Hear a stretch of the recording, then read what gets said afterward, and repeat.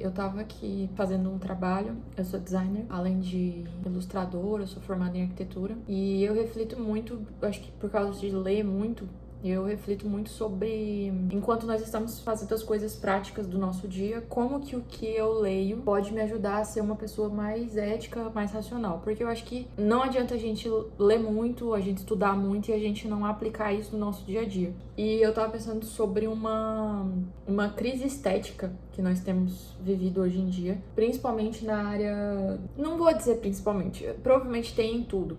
Quando eu decidi fazer esse vídeo, para eu armazenar essa reflexão, justamente porque eu percebi que quanto mais eu pensava, mais eu encontrava áreas da minha vida, da vida ao redor, do universo ao redor, onde essas coisas estavam acontecendo. Mas inicialmente veio de uma crise, pensando sobre uma crise estética dentro do design e do marketing, que é algo que eu trabalho, então eu tô interagindo diretamente.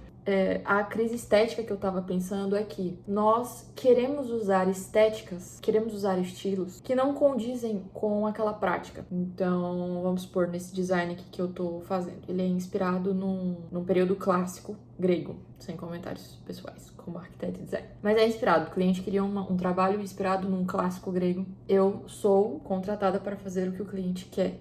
Eu tenho um certo espaço para falar, será que essa é aesthetic? Será que essa... Qual o objetivo? O que você quer repassar? Qual é a referência? Tem alguma coisa a ver com o grego clássico? Tem alguma referência? É um lançamento de um livro de Percy Jackson. Então, faz referência ao período grego. Colunas gregas, não.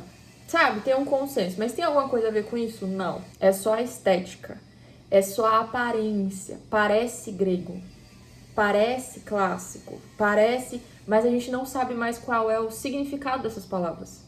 A gente não sabe a pessoa, o cliente, o público, a pessoa que está solicitando. Ela não sabe em que período aconteceu o grego clássico. O que estava acontecendo? Qual era a linha de pensamento do grego clássico? Quem eram os principais pensadores do grego clássico? Há quanto tempo atrás isso aconteceu? Existe um imaginário popular que é atribuído ao grego clássico, e aí isso é pop. Então as pessoas olham pro grego clássico e falam... Cada vez que eu falo grego clássico, uma fada da arquitetura morre. Mas vocês estão entendendo o que eu tô falando. Então a pessoa olha pro grego clássico e ela fala... Isso é chique. Isso é elegante. Vamos colocar isso, porque isso vai repassar uma imagem pra nossa marca. Mas não tem nada a ver com o significado original. E isso me lembra um pensamento que a gente tem na arquitetura. Cara, eu esqueci agora o nome. Mas é um negócio sobre a alma do ambiente. Peraí, deixa eu pesquisar. Chat, me ajuda a lembrar de um conteúdo que eu estudei na faculdade. Ele é sobre... É a mesma época que a gente estuda sobre Flaneur, sobre vivência de urbanismo.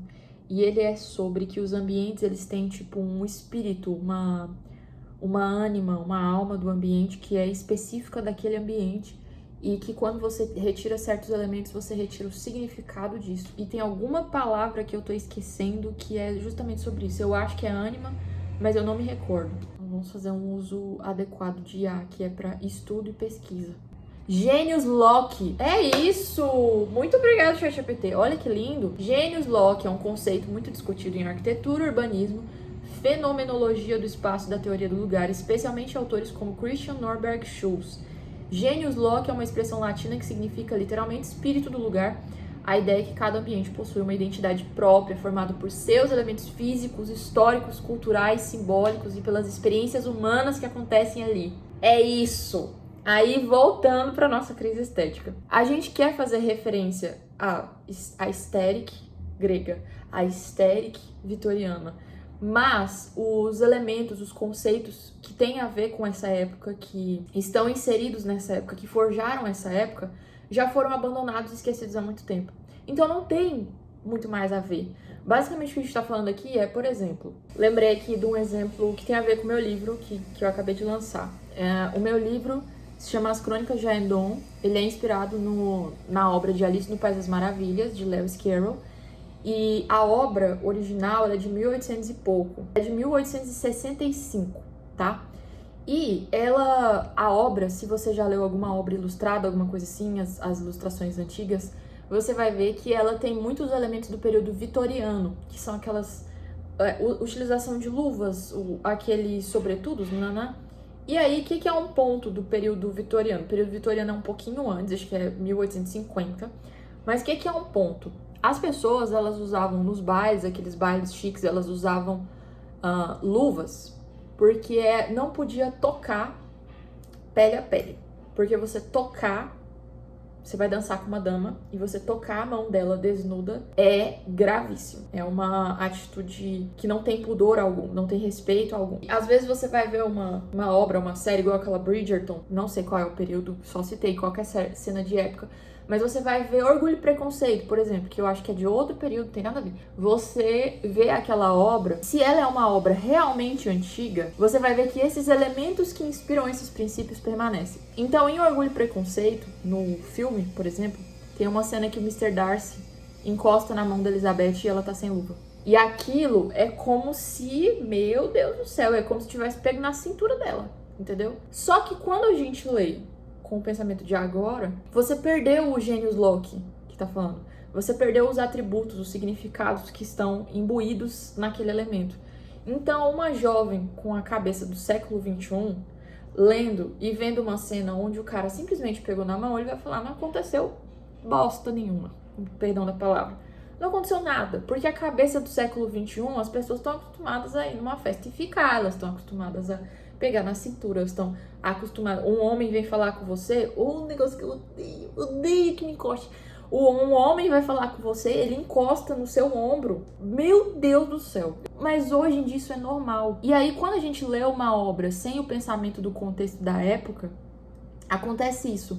Perdeu-se o genius loci, perdeu-se o contexto. Por que se está usando uma luva? Qual é o pensamento que inspirou a moda do período vitoriano? Qual que é o pensamento que inspirou a estética do período vitoriano? Porque aí quando a gente fala assim, eu quero fazer um lançamento de uma loja de chocolates e eu quero no estilo do período vitoriano. Beleza, não, legal, muito bom. E qual que é a música que vai estar tocando? Pode colocar a música mesmo contemporânea. E aí a música não tem nada a ver. Você percebe que perdeu o genius loci? Por que se quer usar o estilo vitoriano? O que você quer repassar? Eu quero repassar a elegância. Essa música também tá repassando elegância? O que isso tem a ver com o seu produto? O que isso tem a ver com você? Qual é o desejo de você utilizar isso? E aí no marketing, nós temos um exemplo desse material que eu tô fazendo do clássico grego. Nós temos vários lançamentos de uma mesma obra, e aí cada uma dessas obras, cada um desses lançamentos vem uma nova aesthetic, e aí são selecionadas aesthetics que às vezes parece que são aleatórias, porque não tem a ver com o produto que está sendo vendido, mas como o pensamento capitalista, sei lá, de venda é de você sempre trazer um produto que é inovador, você sempre traz uma coisa nova, mas aquilo às vezes não tem embasamento nenhum. Não tem embasamento mais... Tem o embasamento pop, que é o que eu expliquei, mas não tem mais o genius loci. O genius loci se perdeu. E isso não é só no marketing, é aí que começa a ficar melhor. Porque, conforme eu tava fazendo aqui o material, eu tava pensando no tanto que isso aparece em tudo. Por exemplo, quando eu trabalhava com arquitetura, eu tenho muitos livros. Eu tenho muitos livros em casa. E eu tenho muitos livros porque eu leio muito. Mas eles não são livros decorativos. E aí a coisa que eu mais odeio é quando você vai em loja de decoração de arquitetura e tem aqueles livros desse tamanho assim, que são livros que são caixas. São livros que são elementos decorativos. São livros que têm páginas em branco dentro. O que você quer repassar com isso? O genius loci do livro se perdeu. As pessoas querem ter livros na sala, querem mostrar livros porque elas querem dar a entender que elas são intelectuais, elas querem dar a entender que elas são inteligentes. Mas quantos livros elas têm lido? E os livros realmente importam? Não é sobre quantidade, não vamos falar sobre quantidade aqui, mas você quer ter uma biblioteca na parede da sua casa, você não lê 2 livros no ano, entende? E isso é um problema de estética, mas é um problema de performance, é um problema de... Eu quero repassar uma estética, mas eu não entendo de verdade essa estética. Eu não gosto de verdade dessa estética. Eu quero parecer que eu sou isso, mas na verdade eu não sou isso, não. Então a gente não deveria parecer com o que a gente não é, mesmo. Você tá falando assim, então se eu sou chumbrega por dentro... Nossa, palavra horrível. Se eu não leio, eu não devo ter livros. Não é isso, amado da minha alma. Leia os livros. Começa de algum lugar, começa numa história em quadrinho, começa de uma Turma da Mônica. Entendeu? Não precisa ler um calhamaço gigante. Nossa, tem clássicos que não tem nem 100 páginas. Tem clássicos que não tem 50 páginas. Tem contos de 30 páginas. As obras do Edgar Allan Poe, uma das minhas obras favoritas, acho que é... Eu não lembro agora se é o Corvo ou o Gato Preto. Tem tipo 5 páginas. Edgar Allan Poe. Você nunca leu um livro do Edgar Allan Poe, esse conto tem 5 páginas.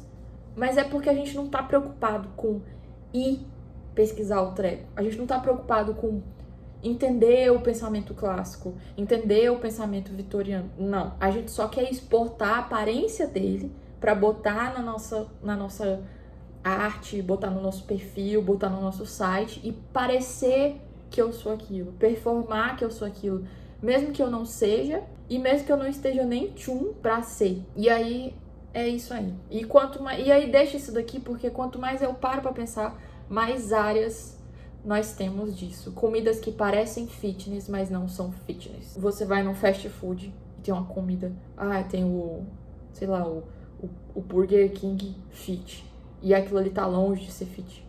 Ou então você tem um outro produto ali que ele é fit, mas ele tem tanto composto ali que era melhor você comer uma colher de açúcar logo do que comer aquele tanto de coisa. A gente tem isso em tudo.